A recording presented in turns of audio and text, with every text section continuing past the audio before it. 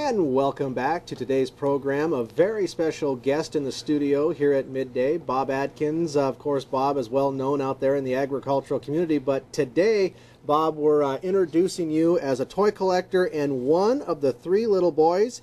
And of course, we're talking about a very fun toy auction headed for this year's Mate Show here in just a few days in Billings at Metro Park.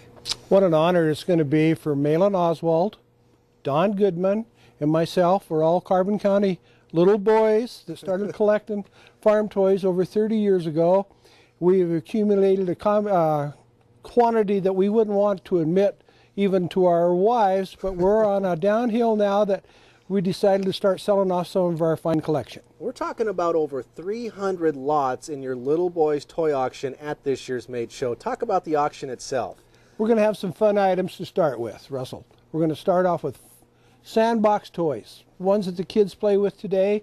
We're going to move up in quality and quantity, and we're going to have toys for all ages and all price ranges. You don't have to be a collector to just be at this auction.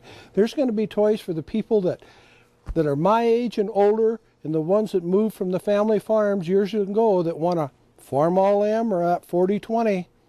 They have the opportunity. Let's talk about the history of those farm and ranch toys, because we were laughing before we started this program. A lot of us from farm and ranch land actually farmed a lot of ground in some of our living rooms as youngsters.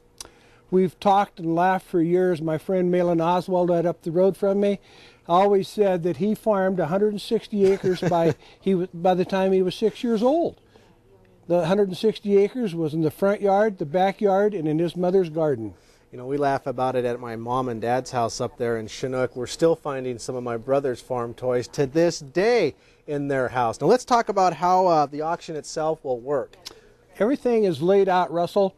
Every item has got a picture. It's all laid out on a format computer. It's on Musser Brothers auction website, mbauction.com.